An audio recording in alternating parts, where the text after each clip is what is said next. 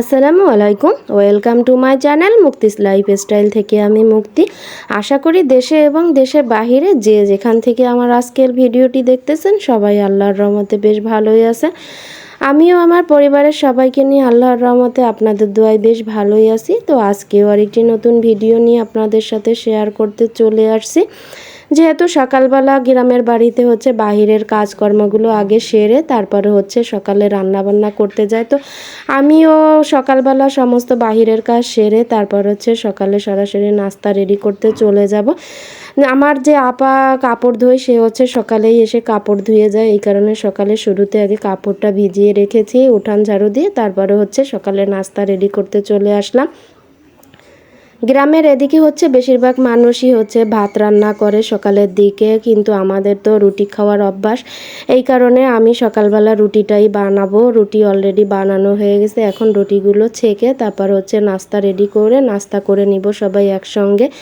সকালের নাস্তা করা হয়ে গেলে তারপরে হচ্ছে দুপুরের রান্না বান্নাতে চলে যাব। আজকে যেহেতু একটু আবহাওয়াটা ঠান্ডা ঠান্ডা, তারপরে গতকালকে হচ্ছে অনেক বৃষ্টি হয়েছে, আবার আজকেও এখনও আকাশে মেঘলা মেঘলা, জানি না বৃষ্টি হয় কি না।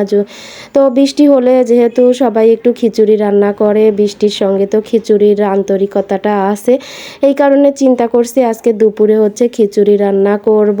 তো ঢাকা শহরে যখন ছিলাম মাঝে মধ্যেই খিচুড়িটা রান্না করা হতো। ঢাকা থেকে গ্রামের বাড়িতে আসার পরে এখন পর্যন্ত সেইভাবে খিচুড়ি রান্না করা হয়নি, এই কারণে চিন্তা করছি যেহেতু কালকে বৃষ্টি হয়েছে এই কারণে আজকে হচ্ছে একটু খিচুড়ি রান্না করব। তা সকালের নাস্তা টাস্তা রেডি করা হয়ে গেছে, এখন হচ্ছে সবাই একসঙ্গে সকালের নাস্তাটা করে নিব। যাই হোক, আমার আজকের ভিডিওটি যারা শুরু থেকে শেষ পর্যন্ত দেখছেন, আমার ভিডিওর কোথাও কোনো অংশে যদি কারো এতটুকু ভালো লেগে থাকে তাহলে ছোট্ট একটা লাইক দেওয়ার অনুরোধ থাকলো। আর আমার চ্যানেলটিতে আজকে যারা নতুন বা প্রতিনিয়ত যারা আমার চ্যানেলটি দেখে যাচ্ছেন কিন্তু সাবস্ক্রাইব করতে ভুলে যাচ্ছেন, তারা প্লিজ আমার চ্যানেলটি সাবস্ক্রাইব করে আমাকে বেশি বেশি করে সাপোর্ট করবেন। যারা অলরেডি সাবস্ক্রাইব করে দিয়েছেন তাদেরকে অসংখ্য অসংখ্য ধন্যবাদ। আর যারা আমার আজকের ভিডিওটি ফেসবুক পেজ থেকে দেখতে যাচ্ছেন তারা ফেসবুক পেজে যেয়ে আমার ভিডিওটি দেখে আসতে পারবেন। যদি ভালো লেগে থাকে তাহলে আমাকে ফলো দিয়ে আমার পাশে থাকবেন।